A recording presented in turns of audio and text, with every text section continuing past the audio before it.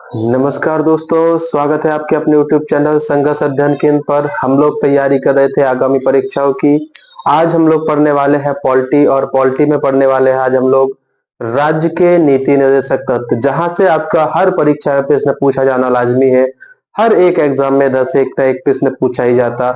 हम लोग पिछली क्लास में मौलिक अधिकार के संबंधित चर्चा किए थे। आज हम लोग बात करने वाले हैं राज्य के नीति निर्देशक तत्वों पर। तो बात करते हैं साथियों राज्य के नीति निर्देशक तत्व।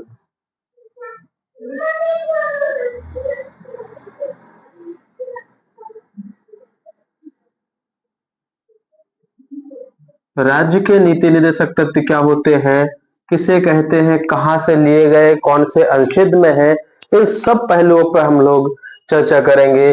तो इसे इंग्लिश में क्या बोलते हैं? Directive principle states policy.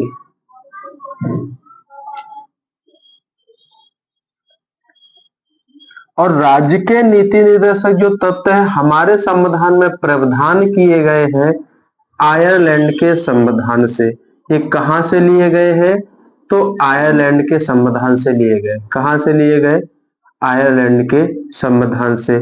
और यदि आपसे प्रश्न पूछ लिया जाए, केवल 2 देश ही ऐसे हैं जहां पे राज्य के नीति निर्देशक तत्वों का वर्णन मिलता है। एक तो अपना भारत है साथियों, और जहां से कॉपी किए गए वो आयरलैंड और भारत में ही राज्य के नीति निर्देशक तत्वों को जोड़ा गया। बाकी किसी भी देश के संविधान में राज्य के निर्देशक तत्वों को नहीं जोड़ा गया। बात हम अपने देश की कर रहे थे, कौन से भाग में आते हैं साथियों?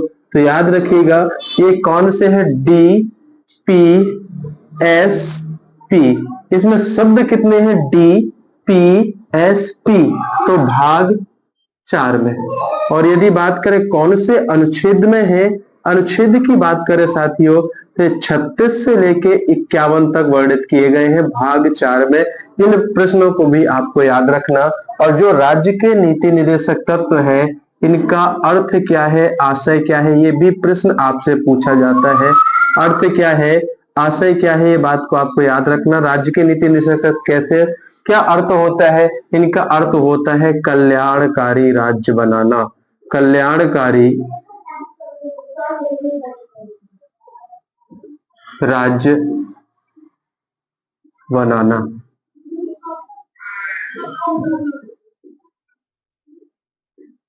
राज्य द्वारा, राज्य का मतलब आपकी सरकारों से। यहाँ राज्य के द्वारा क्या करेगा? सरकार से। एक राज्य तो आपका सरकार है। एक राज्य का एक दायित्व, हर राज्य का एक दायित्व है कि लोगों के लिए ज्यादा से ज्यादा बारे में सोचे, समाज के कल्याण के बारे में इन चीजों को सोचे। यही इसका अर्थ है। ये बात आपको याद रखना। कल्याण करना, समाज के बारे में ज्यादा से ज्यादा सोचना, ये लोगों का क्या है? सरकार का क्या है, या राज्य का क्या है? दायित्व है, ये निर्वहन करेगा। याद रखिएगा, यदि आपसे पूछ ले इनका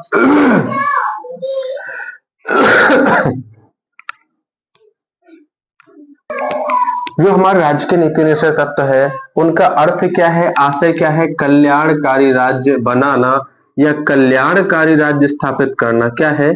कल्याणकारी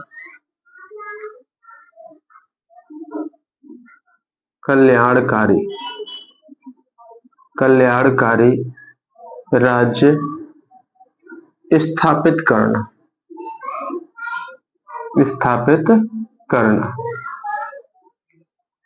इसका प्रमुख आशय है या अर्थ है। और यदि आपसे प्रश्न पूछ लिया जाए कि जो राज्य के नीति निर्देशक तत्व है उनका उद्देश्य है क्या?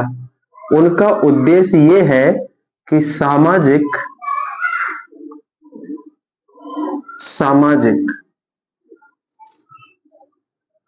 और आर्थिक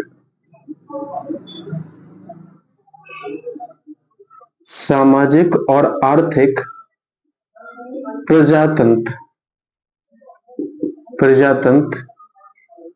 का निर्माण करना।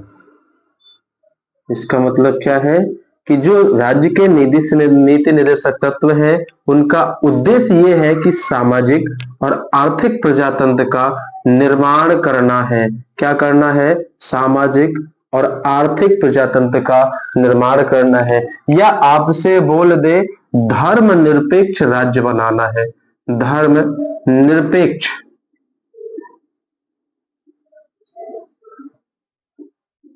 राज्य स्थापित करना है, स्थापित करना है।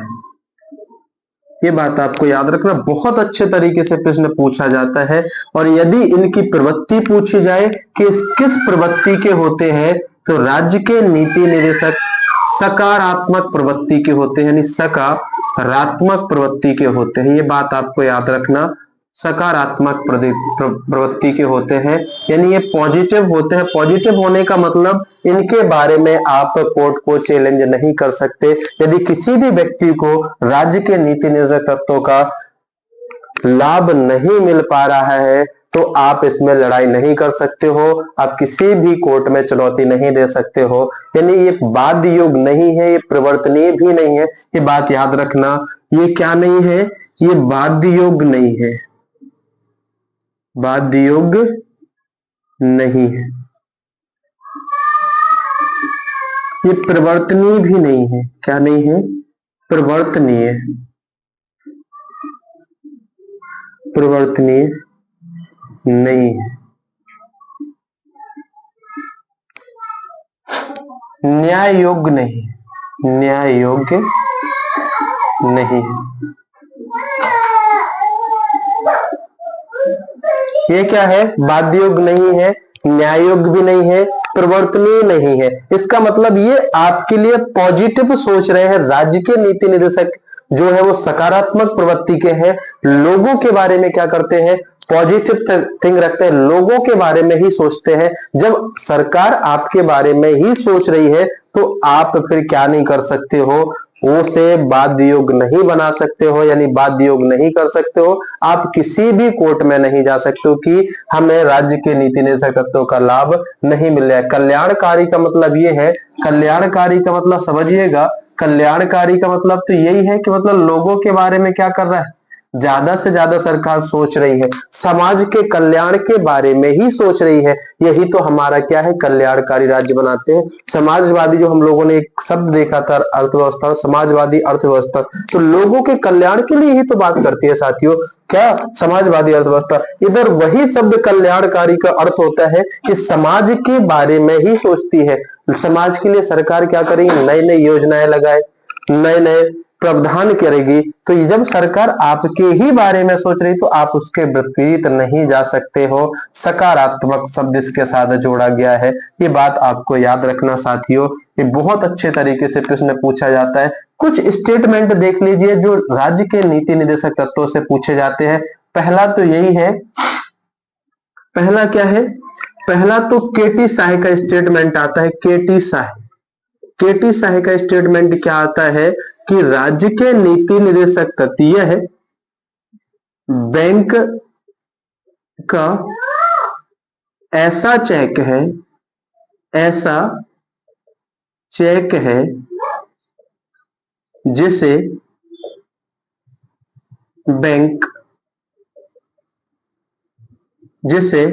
बैंक अपनी सुविधा के अनुसार या सुविधानुसार अदा किया जा सकता है, किया जा सकता है। केटी साहे ने क्या कहा था? यह एक ऐसा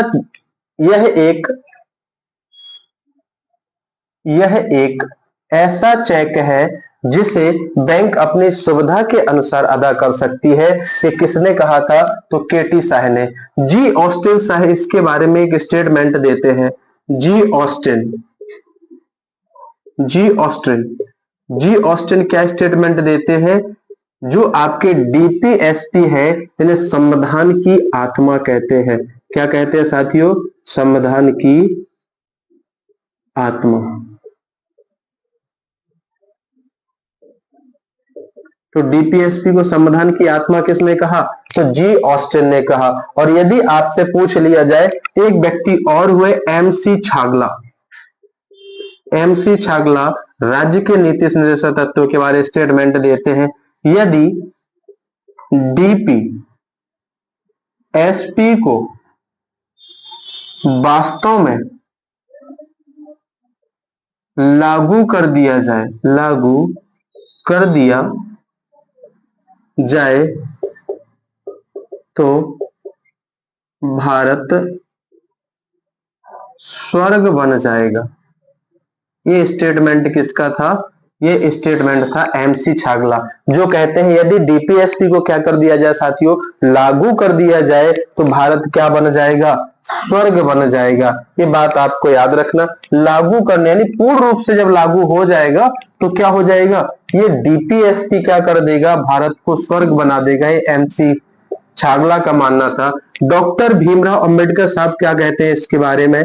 डॉक्टर भीमराव अंबेडकर, तो डॉक्टर भीमराव अंबेडकर भी 10 स्टेटमेंट देते हैं। इनका स्टेटमेंट भी पेपर में कई बार देखने को मिला हुआ है। तो ये क्या है? यह है भारतीय संविधान की अनोखी व्यवस्था है। भारतीय संविधान की अनोखी व्यवस्था क्या है? अनोखी व्यवस्था है। ये बात आपको याद रखना है। स्टेटमेंट किसने दिया? तो डॉक्टर भीमराव अंबेडकर ने दिया। और यदि आपसे पूछ ले, इन्होंने एक स्टेटमेंट और दिया था, ये क्या है? सामाजिक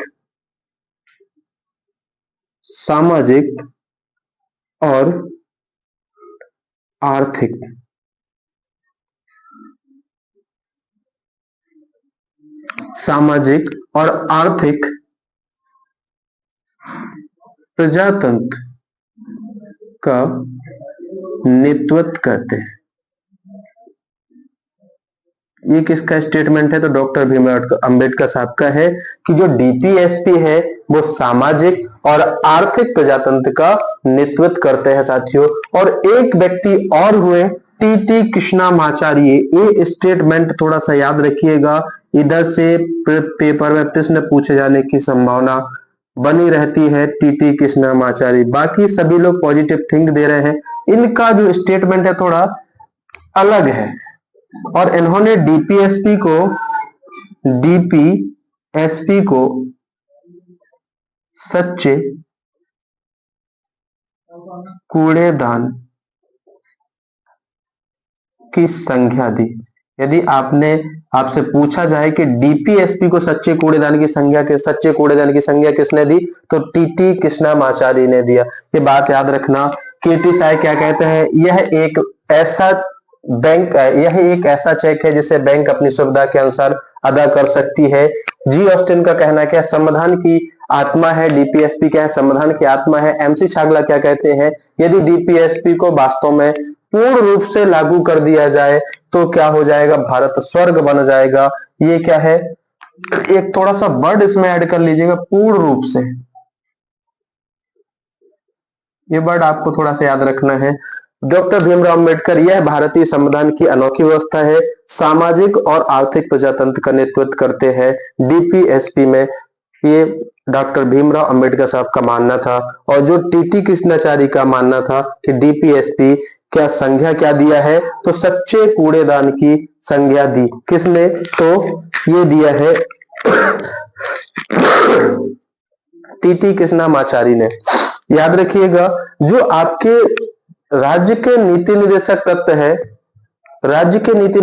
है, इसमें 42वां संविधान संशोधन करके इसे और भी व्यापक बना दिए गए थे। यानी क्या किया गया था? इससे जब इसमें 42वां संविधान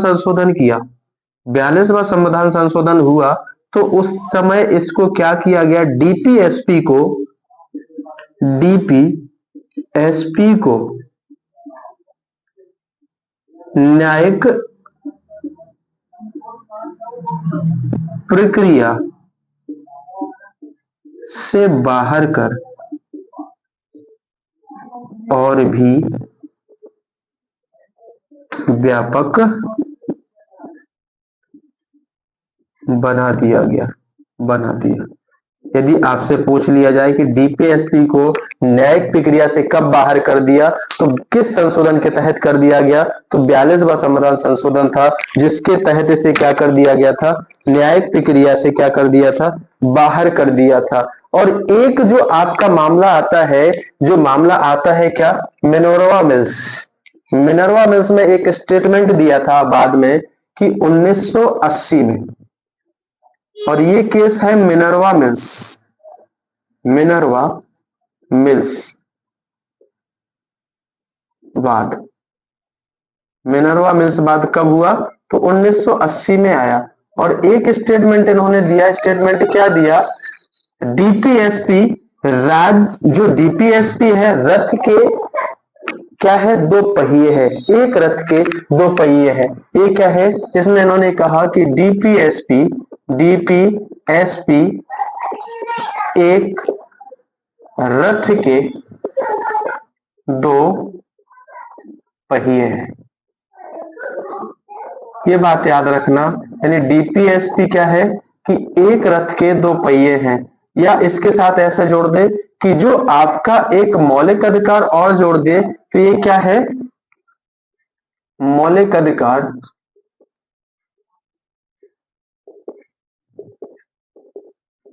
और डीपीएसपी एक रथ के दो पहिए हैं। ये मिनर्वा मिल्स बाद में 1980 में कहा गया था, या डीपीएसपी को एक नई संज्ञा देखने को मिली थी।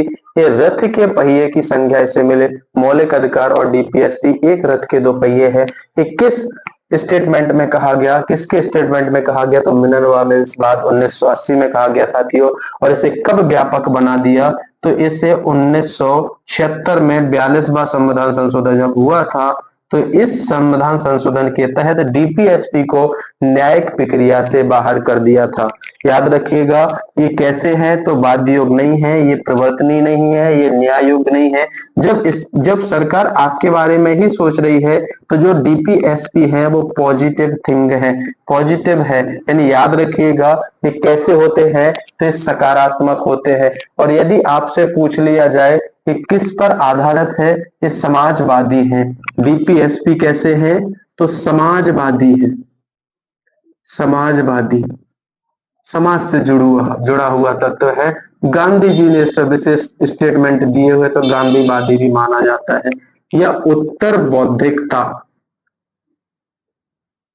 बौद्धिकता वादी भी इन्हें कहा जाता है। तो ये संज्ञा थोड़ा सा आपको याद रखना, समाजवादी, गांधीवादी, उत्तर भौतिकतावादी भी स्टेटमेंट देखने को मिलेगा।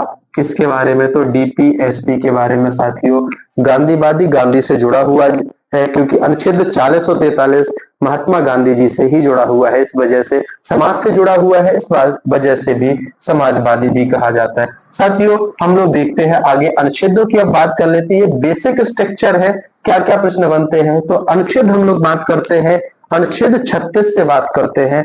तो अनुच्छेद 36 में क्या लिखा हुआ है, तो अनुच्छेद जैसे हम लोग 36 की बात करते हैं, तो अनुच्छेद 36 में लिखा हुआ है कि क्या है, राज्य शब्द को परिभाषित किया गया है। राज्य शब्द को परिभाषित किया गया है, परिभाषित किया गया है। ये बात आपको याद रखना। ये जो राज्य शब्द परिभाषित किया गया है, ये आपको डीपीएसपी में किस में मिल जाएगा, तो अनुच्छेद 36 में मिल जाएगा। यही शब्द आपको एक चीज और, राज्य शब्द परिभाषित कहा हुआ है, तो फंडामेंटल राइट में अनुच्छेद 12 में। ये बात आपको याद रखना है। जो परिभाषा आपको फंडामेंटल राइट है, मौलिक अधिकारों में देखने को मिलेगी, वही परिभाषा आपके डीपीएसपी अनुच्छेद 36 में देखने को मिल जाएगी। यानी राज्य शब्द को कहां परिभाषित किया गया है, तो अनुच्छेद 36 में डीपीएसपी में, और अनुच्छेद 12 में फंडामेंटल राइट में किया गया है। अनुच्छेद 37 की बात कर लेते हैं। तो अनुच्छेद 37 में क्या लिखा हुआ है, तो डीपीएसपी के कार्यों के बारे में, डीपीएसपी के कार्यों के बारे में। कौन सा अनुच्छेद है, तो अनुच्छेद 37 है। और यदि आपसे पूछ ले डीपीएसपी को किसी भी अदालत में चुनौती नहीं दे सकते। ये बात आपको याद रखना है। आपका अनुच्छेद 37 में लिखा हुआ है। ये बात आपकी कहाँ लिखी हुई है? यानी डीपीएसपी को किसी भी न्यायालय, किसी भी अदालत में जाके आप चुनौती नहीं दे सकते हो, चैलेंज नहीं कर सकते हो। क्यों? क्योंकि आपने पहले ही देखा है, समाज के बारे में सोचा जा रहा है। यदि आपको उन चीजों का लाभ नहीं मिल रहा है तो आप परेशान मत होइएगा। यदि आप ऐसा करते हैं तो आप खुद परेशान हो जाएंगे। ये बात आपको याद रखना है। डीपीएसपी को और क्या है, ये प्रवर्तनीय नहीं है। अनुच्छेद 37 में ही लिखा है कि जो डीपीएसपी है वो प्रवर्तनीय नहीं है, प्रवर्तनीय नहीं है। ये बात भी आपको याद रखना साथियों। डीपीएसपी कैसे नहीं है? प्रवर्तनीय नहीं है। और यही शब्द जो आपका एक और शब्द लिखा हुआ है कि डीपीएसपी बाध्य योग नहीं है, बाध्य योग नहीं है। या जो डीपीएसपी है अनुच्छेद 37 में ही लिखा हुआ है, इसे किसी भी न्यायालय द्वारा जारी लागू नहीं किया जा सकता या जारी नहीं किया जा सकता। ये बात आपको याद रखना है। और यदि आपसे पूछ लिया जाए कि और क्या लिखा हुआ है, कि गैर न्याय संगत है, गैर न्याय संगत है। ये बात याद रखना है। ये क्या है? गैर न्याय संगत है। तो अदालत में जब चुनौती ही नहीं कर पा रहे हो तो गैर न्याय संगत है, तो चुनौती नहीं दे सकते हो। और इसी 37 में लिखा हुआ है किसी भी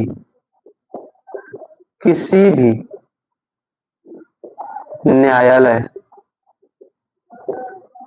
द्वारा लागू नहीं होंगे। ये शब्द कहाँ लिखे हुए हैं? तो अनुच्छेद 37 में ही लिखे हुए। कितने शब्द अनुच्छेद 37 में आपको देखना है साथियों? अनुच्छेद 38 की बात कर लेते हैं। तो अनुच्छेद 38 में क्या लिखा हुआ है? अनुच्छेद 38 में क्या लिखा हुआ है? अनुच्छेद 38 की यदि बात करें तो अनुच्छेद 38 में लिखा हुआ है कल्याणकारी राज्य स्थापित करना, कल्याणकारी राज्य स्थापित करना। ये शब्द कहाँ लिखा हुआ है? तो ये कल्याणकारी राज्य स्थापित करना, और किसके द्वारा? तो याद रखिए, राज्य द्वारा, राज्य द्वारा। एक प्रश्न और याद रख लीजिए थोड़ा सा। अगर आपसे पूछ लिया जाए कि डीपीएसपी जो है किसके विरुद्ध जारी किए जाते, तो ये राज्य के विरुद्ध जारी किए जाते, राज्य के विरुद्ध जारी किए जाते। ये प्रश्न आपको याद रखना, ये भी प्रश्न आया हुआ है, जारी किए जाते हैं। ये बात आपको याद रखना। अनुच्छेद 38 तक हम लोग पहुंच गए थे। तो अनुच्छेद 38 में क्या है कि राज्य द्वारा कल्याणकारी राज्य स्थापित करना। ये कौन से अनुच्छेद में लिखा हुआ है? तो अनुच्छेद 38 में लिखा हुआ है। अनुच्छेद 39 की बात कर लेते हैं। अनुच्छेद 39 में क्या लिखा हुआ है? अनुच्छेद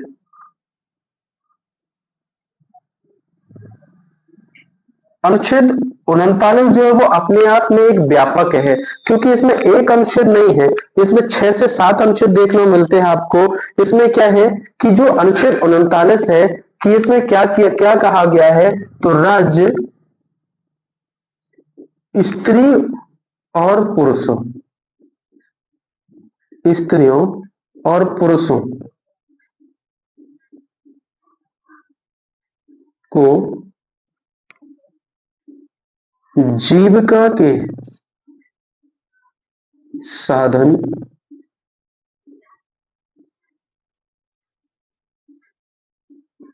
उपलब्ध कराने का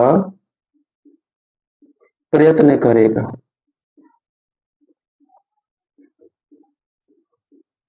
यानी लोगों को, यानी जो राज्य में जो भी स्त्री और पुरुष है उनके जीविका के लिए क्या करेगा? साधन उपलब्ध कराने की क्या करेगा? प्रयत्न कराएगा, ज्यादा से ज्यादा उन्हें काम से जोड़ने की कोशिश करेगा। याद रखिएगा, ये बहुत अच्छे तरीके से प्रश्न आपको पूछा जा सकता है अनुच्छेद 39 से। साथियों, अनुच्छेद 39 एक छोटा सा नहीं है। इधर से हम लोग बात कर लेते हैं, इसमें क्या क्या लिखा हुआ है। तो अनुच्छेद 39 की धारा 39A, इसमें क्या लिखा हुआ है कि स्त्री और पुरुषों को रोजगार के समान अवसर, रोजगार के समान अवसर। और अनुच्छेद 39B की यदि बात करें तो अनुच्छेद 39 में क्या लिखा हुआ है कि भौतिक संसाधन, राज्य क्या करेगा, भौतिक संसाधन, भौतिक संसाधनों का उचित आवंटन, ये बात भी आपको याद रखना है। अनुच्छेद 39B में क्या लिखा हुआ है कि भौतिक संसाधनों का उचित आवंटन यानी विभाजन की बात करता है। जो भौतिक संसाधन का मतलब कि प्राकृतिक चीजें, जो चीजें और मानव द्वारा जो बनाई चीजें हैं वो भौतिक संसाधन ही है। तो यदि अनुच्छेद 39 के बाद बात करते हैं, अनुच्छेद 39C की बात हम लोग करते हैं, तो इसमें क्या है, आर्थिक संसाधनों, आर्थिक संसाधनों को केंद्रीकरण से रोकेगा।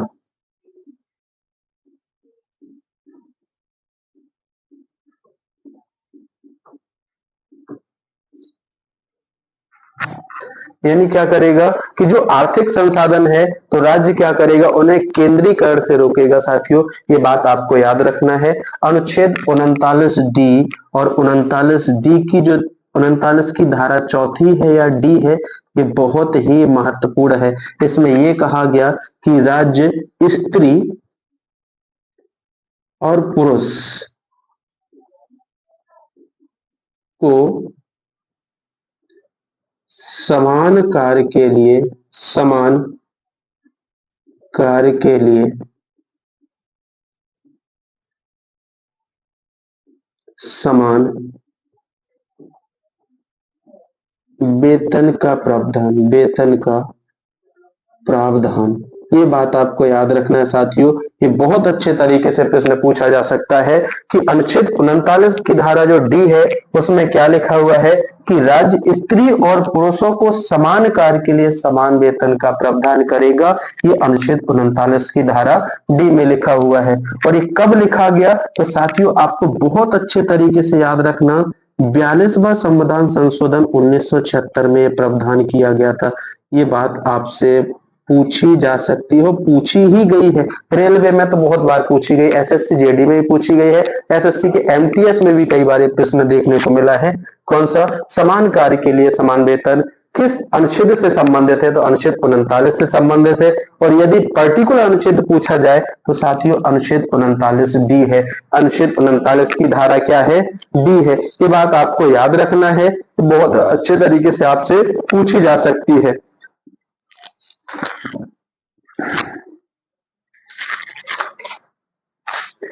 अनुच्छेद 39 की धारा जो ई है, अनुच्छेद 39 की धारा क्या है, ई। तो अनुच्छेद 39 की धारा ई में क्या लिखा हुआ है कि राज्य किसी भी स्त्री और किसी भी पुरुष को ऐसे कोई काम नहीं देगा जो स्वास्थ्य के लिए क्या हो, हानिकारक हो। यानी राज्य किसी भी स्त्री यानी स्त्री या पुरुष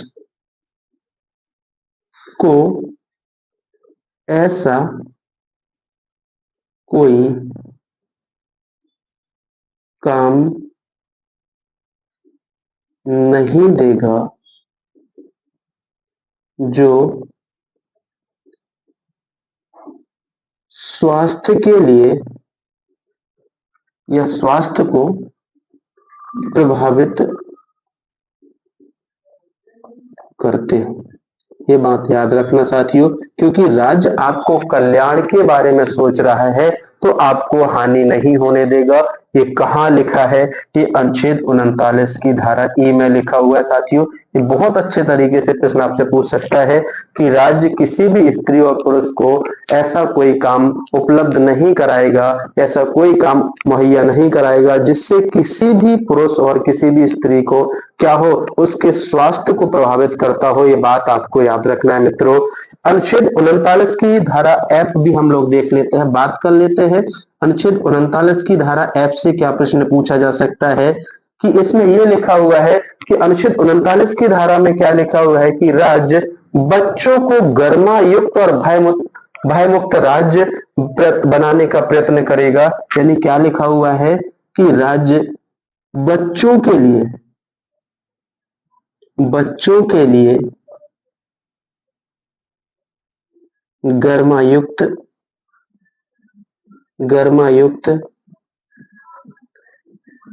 और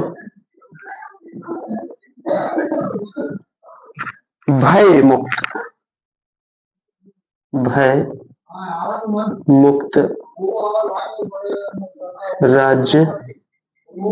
राज्य स्थापित करेगा।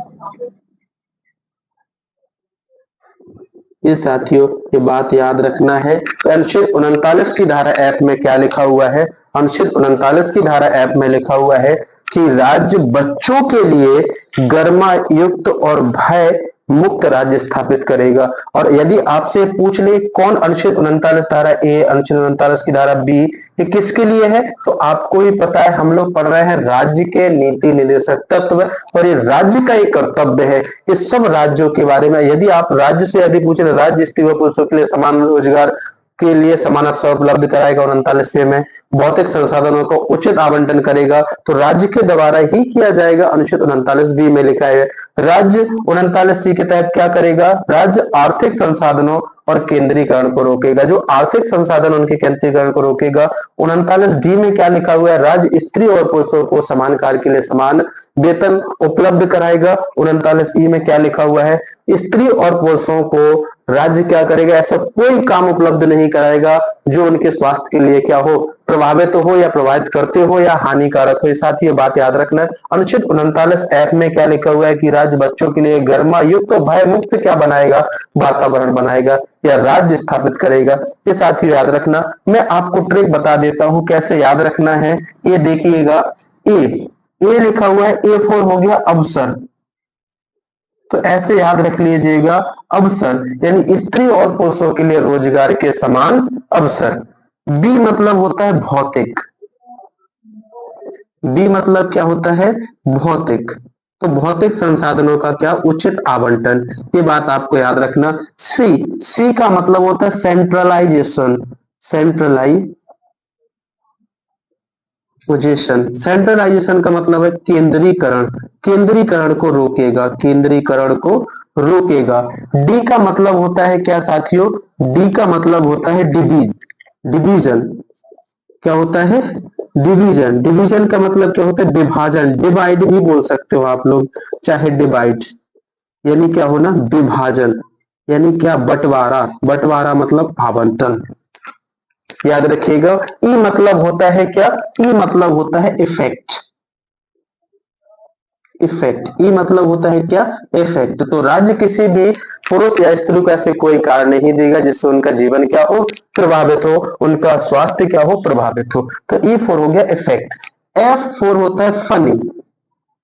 तो हम लोग हर किसी की बात में चर्चा होती है, बच्चे बहुत मजेदार होते हैं, बच्चे क्या होते हैं? चिल्ड्रन बहुत फनी है।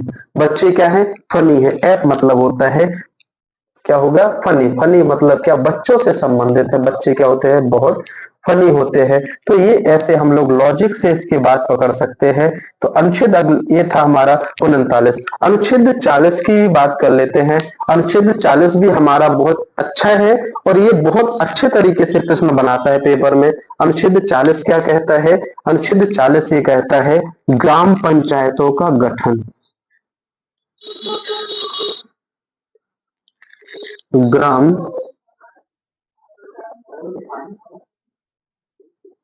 पंचायतों का गठन किया जाएगा। क्या किया जाएगा? ग्राम पंचायतों का गठन या ग्राम पंचायत से संबंधित कौन से अनुच्छेद में है? तो अनुच्छेद 40 में है। और ये संबंध रखता है, आपसे प्रश्न पूछ लेता है कि अनुच्छेद जो 40 है ये किससे संबंधित है? ये तो महात्मा गांधी की विचारधारा है। महात्मा गांधी, गांधी जी की विचारधारा,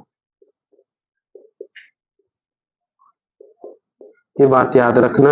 ये क्या है? गांधी जी की विचारधारा है। यदि आपसे पूछ ले कि गांधी जी से संबंधित कौन सा अनुच्छेद है या गांधी जी की विचारधारा से संबंधित कौन सा अनुच्छेद है, तो अनुच्छेद 40 है साथियों। हम लोग थोड़ा सा ग्राम पंचायतों के बारे में बात कर लेते हैं, क्योंकि ग्राम पंचायतों का गठन तो किया जाएगा, इसको संवैधानिक दर्जा कैसे मिलेगा, इसका थोड़ा सा हम हिस्टोरिकल बैकग्राउंड देख लेते हैं, ऐतिहासिक क्षण देख लेते हैं। क्या इन ग्राम पंचायतों को बनने में लगा? ग्राम पंचायतों का निर्माण कैसे हुआ? कौन से भाग में जोड़े गए? कौन से अनुच्छेद में जोड़े गए? किन समितियों ने काम किया? क्योंकि आप लोगों से पूछा जाता है कि भारत देश की प्रथम ग्राम पंचायत का गठन कहाँ किया गया था, तो ये वही नागौर राजस्थान है। वो क्या है? पहली ग्राम पंचायत होती है। ये बात हम लोग थोड़ा सा हिस्टोरिकल बैकग्राउंड देख लेते हैं। हम लोग बात कर रहे थे क्या साथियों? अनुच्छेद 40 की। अनुच्छेद 40, और अनुच्छेद 40 की यदि बात करें तो इधर से भी पेपर में पूछा जाता है। अनुच्छेद 40 क्या कहता है? ग्राम पंचायतों का वर्णन है। कहा? ग्राम पंचायतों का वर्णन। यदि आपसे पूछ ले कि ग्राम पंचायतों का वर्णन किस अनुच्छेद में है, तो आप बता सकते हो कि ये ग्राम पंचायतों का वर्णन आपका अनुच्छेद 40 में दिया गया है। कौन सा? ग्राम पंचायतों का वर्णन। या आपसे बोल दे ग्राम स्वराज का संबंध किस अनुच्छेद से है, तो ग्राम स्वराज्य का संबंध अनुच्छेद आपका 40 है। और इस जो 40 है, इस की बात करें, महात्मा गांधी जी की विचारधारा है। महात्मा गांधी जी की विचारधारा। यदि प्रश्न आपसे पूछ ले कि महात्मा गांधी जी की विचारधारा से संबंधित कौन सा अनुच्छेद है, तो अनुच्छेद 40 है। ग्राम पंचायतों की यदि बात करें, इनका संबंध कहां से? थोड़ा सा हम लोग ग्राम पंचायतों का बैकग्राउंड देख लेते हैं, क्योंकि इधर से भी प्रश्न पूछा जाता है। इन ग्राम पंचायतों के लिए देश में स्वराज्य की बात करने, ग्राम स्वराज्य की बात करने के लिए सरकार क्या चलाती थी? योजनाएं चलाती थी, जैसे सामुदायिक विकास कार्यक्रम चलाए। सामुदायिक विकास कार्यक्रम, ग्राम स्वराज के लिए, ग्राम स्वशासन के लिए सामुदायिक विकास कार्यक्रम, इनकी शुरुआत कब हुई? तो साथियों, ये प्रश्न भी आपको याद रखना है। 1952 में। 1952 में। और इसका उद्देश्य क्या था? लोकतांत्रिक लोकतांत्रिक केंद्रीकरण। क्या करना है? लोकतांत्रिक केंद्रीकरण। लेकिन ये कार्यक्रम क्या रहे? आपके असफल रहे, विफल रहे। यानी कैसे रहे? ये विफल रहे, असफल रहे। ये बात याद रखना। असफल होने का कारण क्या था? जन भागीदारी। जन भागीदारी, लोगों का एक्टिविटी ज्यादा इसमें थी नहीं, लोगों की भागीदारी इसमें कम थी। इसी वजह से क्या हुए? आपके सामुदायिक विकास कार्यक्रम क्या हुए? विफल हुए। एक समिति बनाई जाती है कब? 1957 में। समिति का नाम होता है क्या? बलवंत राय समिति। बलवंत राय मेहता समिति। और ये कब बनाई जाती है? तो 1957 में। 1957 में ये समिति आती है। तो ये इनका क्या है? ये क्या कहते हैं? ये सुझाव क्या देते हैं? सुझाव सुझाव क्या देते हैं कि लोकतांत्रिक, यदि ग्राम स्वराज स्वशासन करना है या ग्राम स्वराज्य की स्थापना करनी है, तो लोकतांत्रिक केंद्रीकरण करना पड़ेगा। केंद्रीकरण का सुझाव। और इन्होंने कहा कि जब आपका ये हो जाएगा, तो हम एक व्यवस्था बता रहे थे। इनकी व्यवस्था कौन थी? त्रिस्तरीय। त्रिस्तरीय पंचायत राज व्यवस्था। इन्होंने किस प्रकार की व्यवस्था को अपनाने के लिए कहा? तो इन्होंने कहा कि जो त्रिस्तरीय पंचायती राज व्यवस्था को अपनाने के लिए कहा। बलवंत राय मेहता को क्या बोला जाता है? भारत में लोकतांत्रिक केंद्रीकरण विकेंद्रीकरण का जनक कहा जाता है, या इन्हें क्या कहा जाता है? भारत में स्वशासन का जनक बोला जाता है। क्या कहा जाता है साथियों? इन्हें क्या कहा जाता है? भारत में पंचायती राज व्यवस्था के वास्तुकार भी कहा जाता है। याद रखिएगा कि बहुत अच्छे तरीके से पूछा जा सकता है। इन्हें क्या बोला जाता है? भारत में इन्हें क्या कहा जाता है? लोकतांत्रिक लोकतांत्रिक केंद्रीकरण यानी विकेंद्रीकरण विकेंद्रीकरण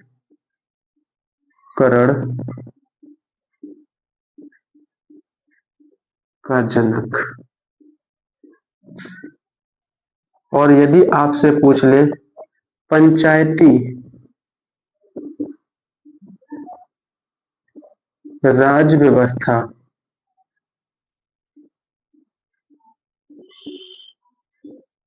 का जनक या वास्तुकार कहा जाता है, वास्तुकार कहा जाता है।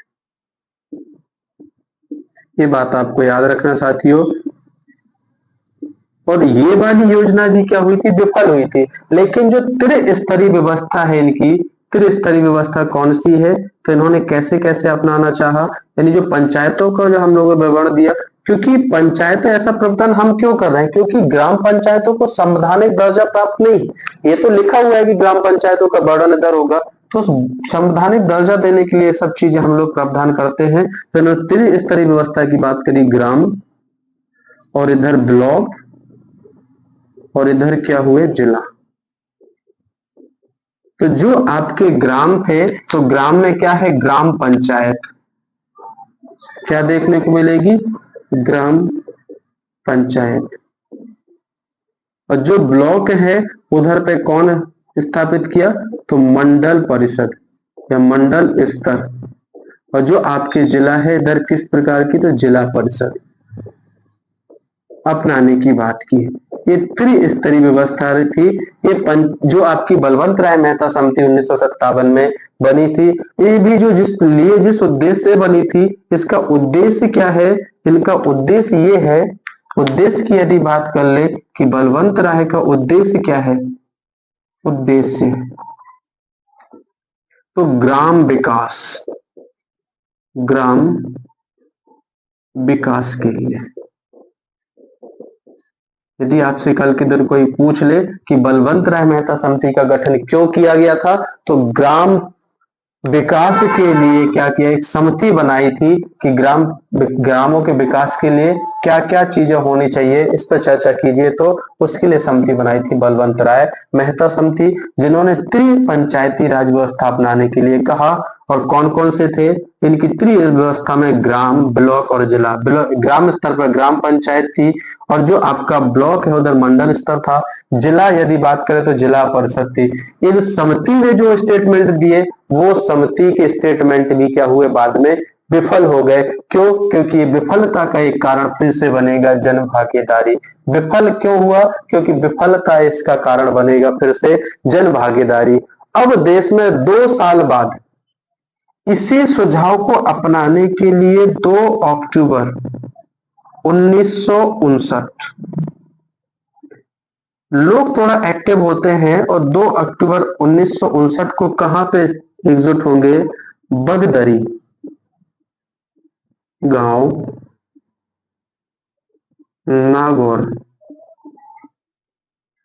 जिला। और ये कहां पड़ता है? तो राजस्थान में।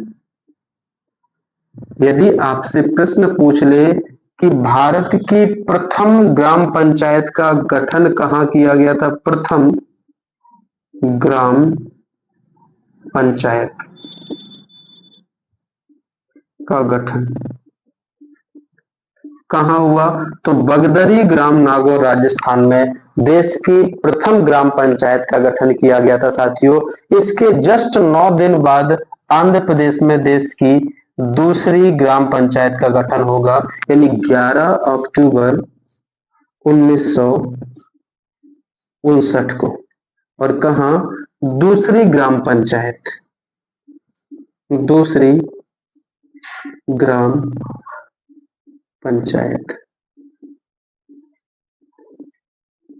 का गठन कहाँ किया जाता है? तो साथियों आंध्र प्रदेश में। अब जरूरी नहीं है कि ये लोग कर रहे हैं, ये मान रहे हैं कि हमें क्या करना है, ग्रामों का विकास करना है, तो अभी ये क्या है, सभी राज्य मानेंगे बिल्कुल जरूरी नहीं है, क्योंकि जिसको अच्छा लग रहा है फॉर्मेशन उन्होंने क्या कर लिया है, अपना लिया है। ये बात साथियों याद रखना है, ये पूरे देश में लागू नहीं है। अभी पूरे देश में लागू करने के लिए हम लोग क्या करेंगे, अभी थोड़ा सा और चर्चा करेंगे साथियों। एक प्रश्न और देख लेते हैं 10 से, इसके बाद जो समिति बनाई रहती है, बात याद रखिएगा, ये थी 11 अक्टूबर 1959 की बात। अगली समिति 1962 में आती है और 1962 में आएगी संथानम समिति, ये भी ग्राम विकास के लिए कार्य करेगी।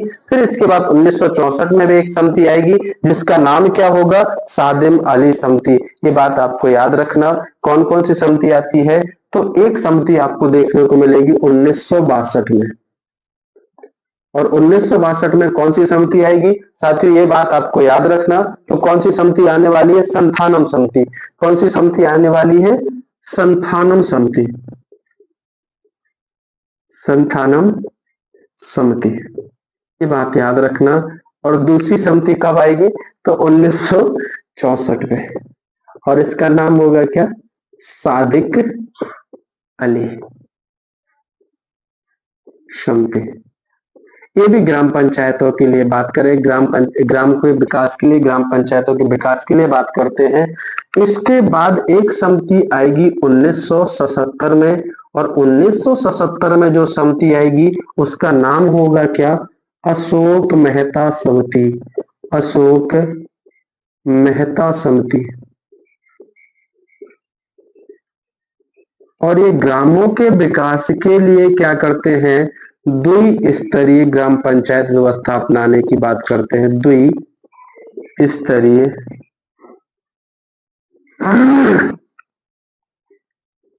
ग्राम पंचायत राज व्यवस्था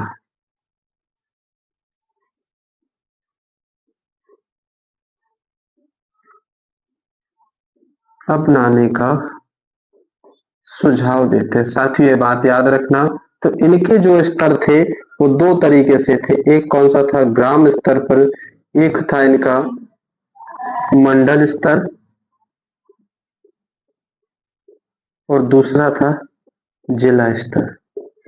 लेकिन ये भी उतना प्रभावित नहीं हुए। जिला स्तर पर जिला परिषद, याद रखिएगा, ये भी उतना प्रभावित नहीं हुए। इन्होंने स्टेटमेंट बस दिए हैं कि ये क्या है कि यदि ग्रामों का विकास करना है तो हमें दो तरीके की व्यवस्था को अपनाना पड़ेगा, जिसका नाम क्या है? दो स्तरीय ग्राम पंचायत राज व्यवस्था अपनाने के लिए इन्होंने बात की। और इसके बाद जो एक समिति आएगी वो कब आएगी? तो 1985 में जेबी के समिति आती है। जेबी के समिति कौन आएगी 1985 में? कौन सी? तो जेबी की समिति। ये भी ग्राम पंचायतों के विकास के लिए काम करती है। जे बी के समिति, ये भी क्या करती है? तो इसी ग्राम पंचायतों के लिए, ग्राम विकास के लिए बात करती है। 1988 में जो समिति आने वाली है साथियों, इसका नाम क्या है? एल एम सिंघवी समिति। और यही वो समिति है जो ग्राम पंचायतों को संवैधानिक दर्जा देने की बात करेगा। 1988 में एल एम सिंघवी समिति कब आती है? तो 1988 में। और ये क्या करते हैं? ग्राम पंचायतों को सर्वप्रथम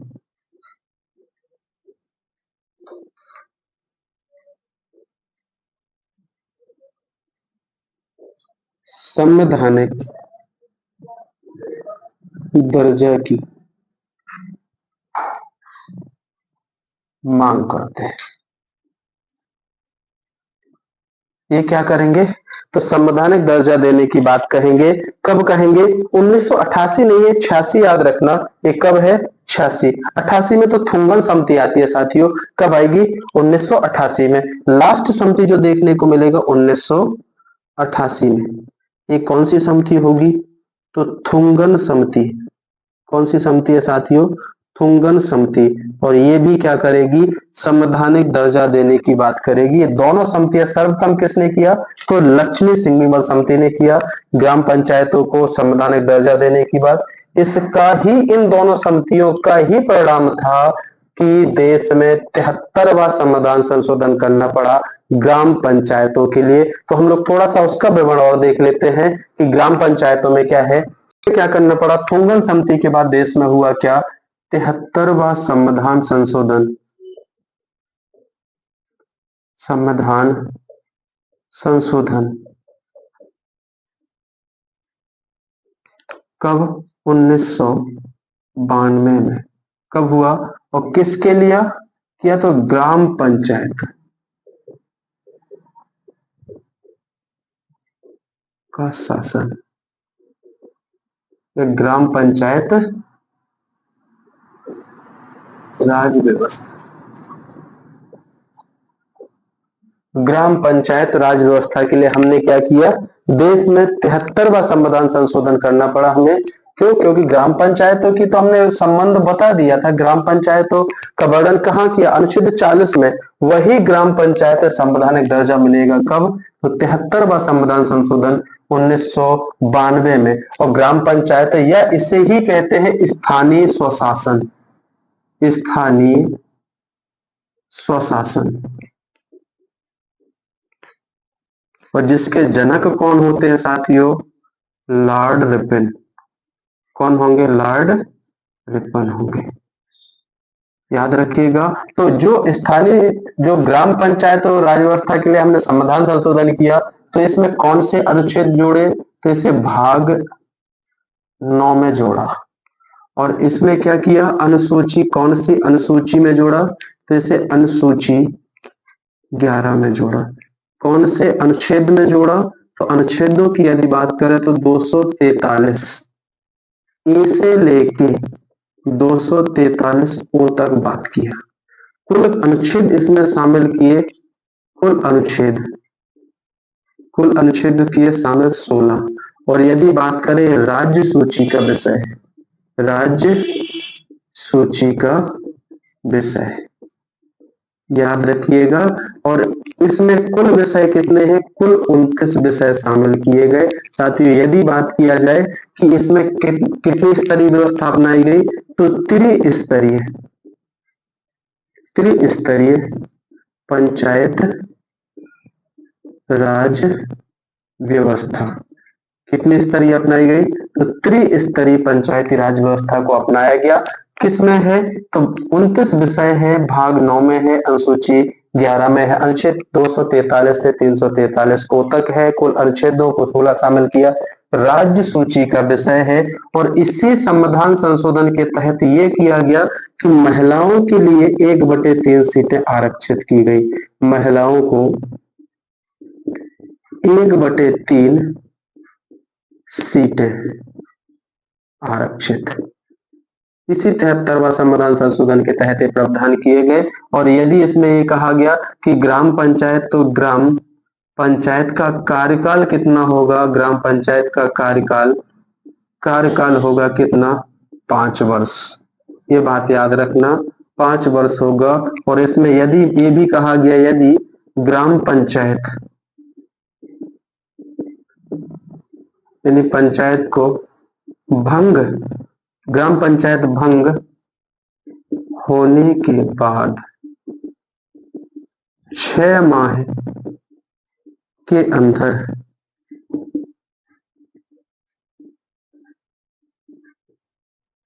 चुनाव कराने होंगे। ये बात याद रखना आपको।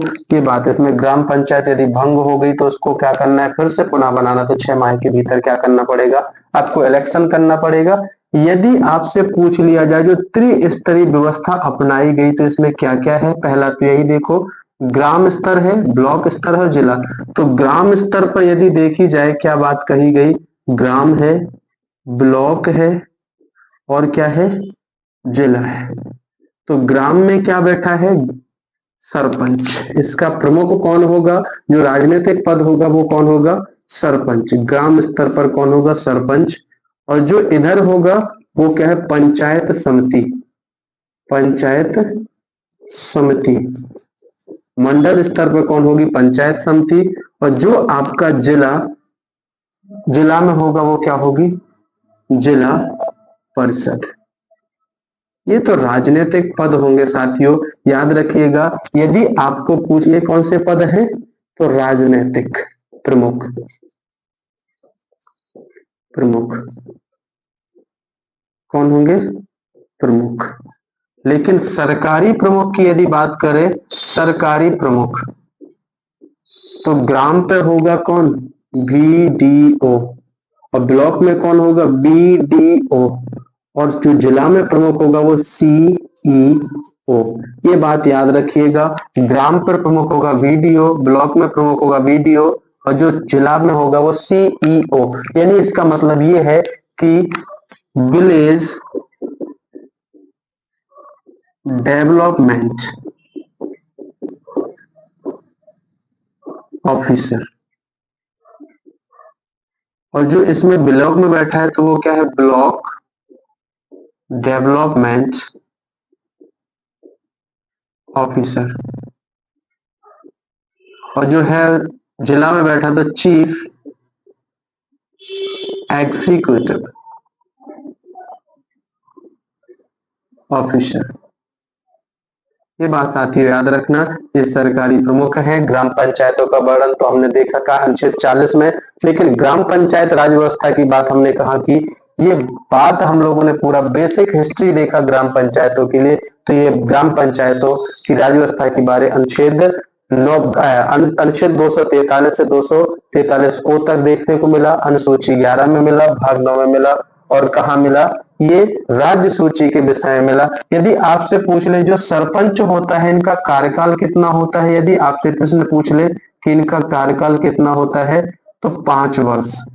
और यदि आपसे पूछ ले इनकी न्यूनतम आयु कितनी होती है, तो न्यूनतम आयु इनकी 21 वर्ष होती है। और यदि आपसे पूछ ले कि इनका इलेक्शन, इनका चुनाव, चुनाव कौन कराएगा, तो राज्य निर्वाचन आयोग द्वारा, आयोग द्वारा होगा। ये बात